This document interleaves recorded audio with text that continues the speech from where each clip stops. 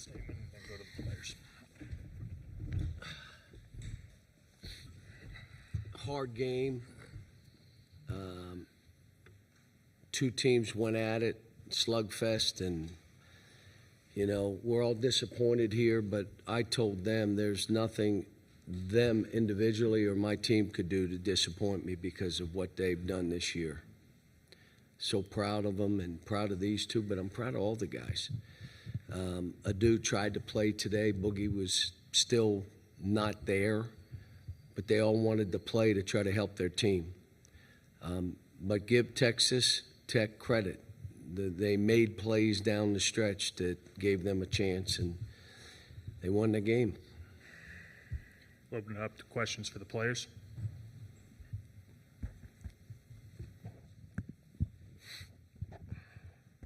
Yeah, Jackson Fuller, Southwest Times Record. John L., you guys are up by so much there at the end, and then the offense just really dried up. I mean, was there something Texas Tech did? I mean, what happened to maybe prevent you guys from executing down the stretch?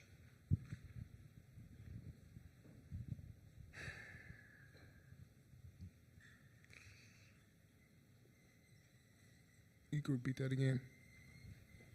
Just was there any? What did Texas Tech do, or what did you guys maybe struggle with offensively down the stretch? I think we both played hard, and they just came out with a win today. Anthony Christensen, Whole Hog Sports. Just for either of you guys, Texas Tech ended up getting 22 offensive rebounds in this game. Just was there anything that you guys feel should have been better on the offensive glass, or how did they kind of take advantage of that? I mean, we should have boxed out. You know, that's how they get offensive rebounds. You know, we just didn't get no rebounds. We ain't hit nobody. Further questions from the players. Hi, you guys. Janie McCauley from the Associated Press. You were the last double-digit seed playing, and just from the start of your conference season to now, I mean, are you able to reflect a little bit on what this team accomplished and getting this far, given the way things went early on? It just showed like the togetherness we had as a unit going on 5, and just the grit we wanted to come back and just try to get here. Yeah, it definitely shows, you know, our chemistry. How much of the brotherhood are we? Like what Nelly said, we started out 0-5 and we came to the Sweet 16. Okay, John L. Carter, thank you for your time. We'll open it to questions for Coach Calipari. Front row.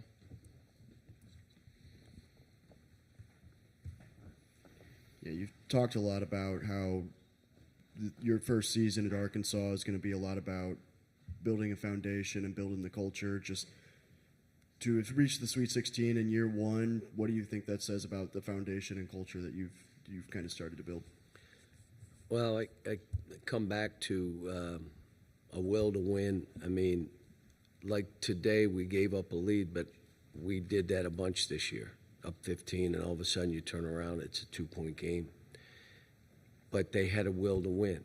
And even this game, I mean, TB's 3, I mean, the way we started the half, the way we ended the half, and then the way we executed coming out, some out of bounds. I mean, they did all the right stuff except we didn't rebound.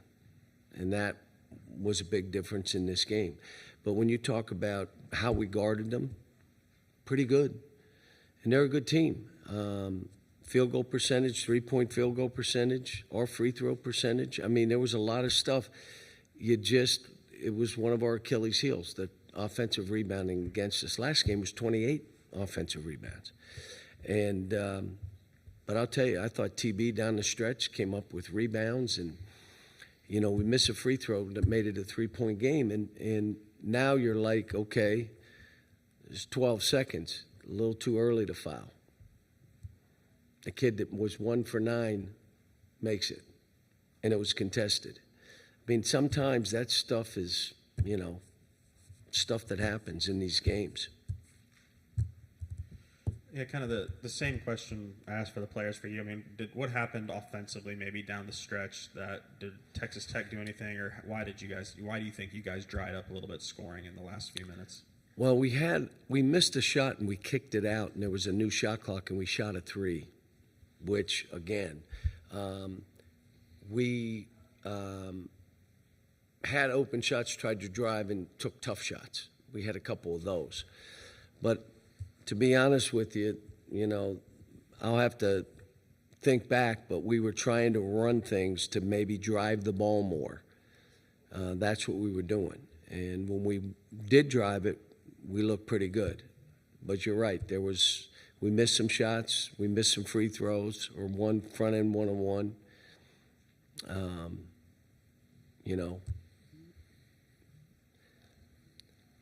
You just, like I said, I'm not in the frame of mind to go back play by play, but If I may go back one more thing, I mean, the last possession there in overtime, any consideration to calling a timeout there?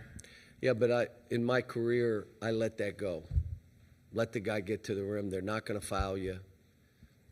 And with that kind of time, just me. You call a timeout, now you got to worry about what he's doing, how he's playing, the inbound, what are you doing? So I usually let that go. Now, because it ended the way it is, yeah, I wish I would have called a timeout. But 99% of the time, I let that go. Because now I know what they're doing, they know what we're doing. That's why we did it. End of the half, we wanted to go at one guy, and we did.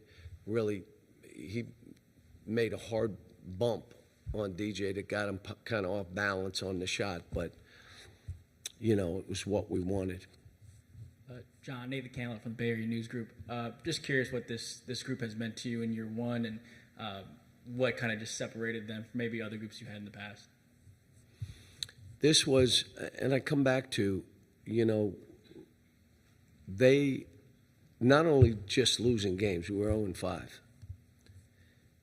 but they were also in a dark place individually that they overcame it. And I just kept talking. The first battle you have is the one with yourself. Don't worry about battling anybody else. Battle yourself. How do you keep a good attitude? How do you understand there's only one way to do this is work your way through it? We get in the gym, spend more time. Second thing is you're so worried about yourself, you can't play for us. And then the game's really hard. They became one heartbeat, and the game became easier for each of them. And each of them did some good stuff. Every one of them played better, grew as a player, grew as a person. That's what made it so rewarding for me, because there was a chance they could have let go of the rope. I mean, I think I was asked that question, what do you will they let go of the rope? You're 0-5. And I said, no. I don't believe it because of who they are and what they stand for. And I'll say it again. Adu probably shouldn't even have tried to play today, and Boogie still wasn't fully there. But he wanted to play, which tells you a lot about them and their love for their teammates and their team.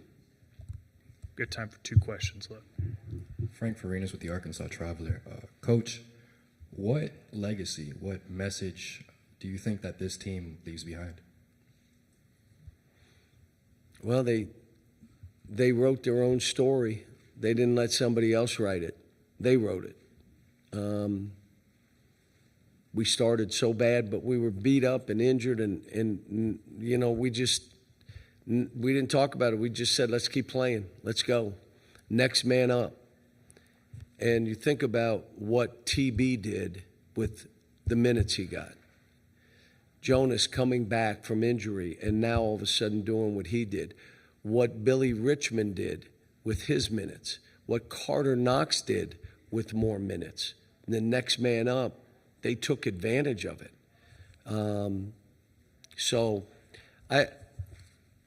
It's hopefully the legacy will be this team was one of the favorites because of what they went through and how they stuck together.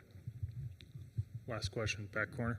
Connor Goodson, HawkSports.com. Coach, after a loss like this, just what do you tell your guys, and then also kind of looking ahead to next season, how long do you kind of, with the portal already full go, how long do you kind of give yourself to until you start looking forward to that?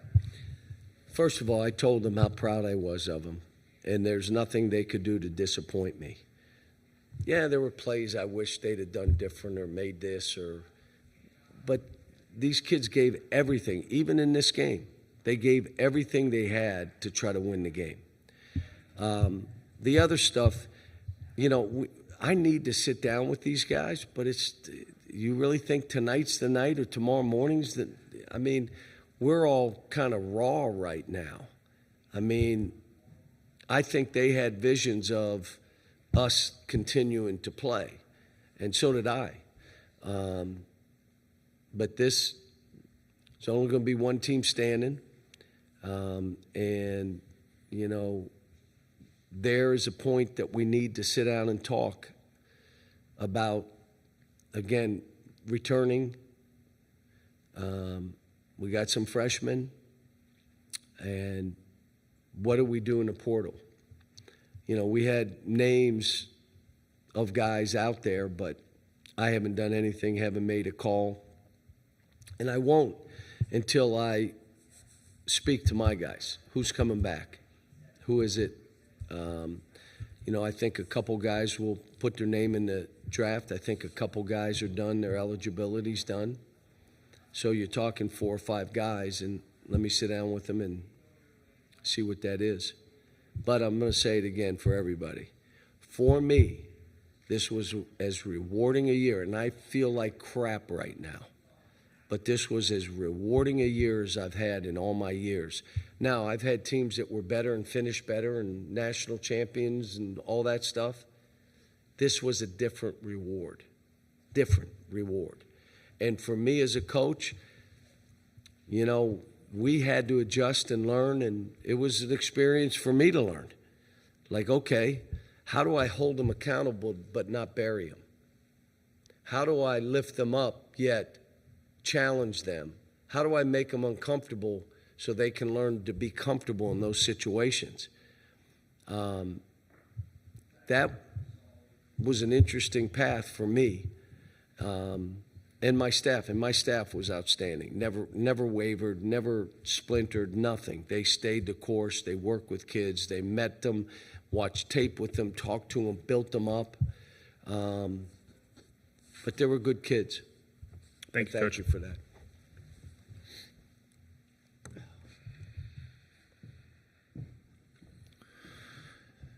That concludes the press conferences for tonight. A reminder that the workroom closes and the last shuttle leaves Chase Center at 1:30.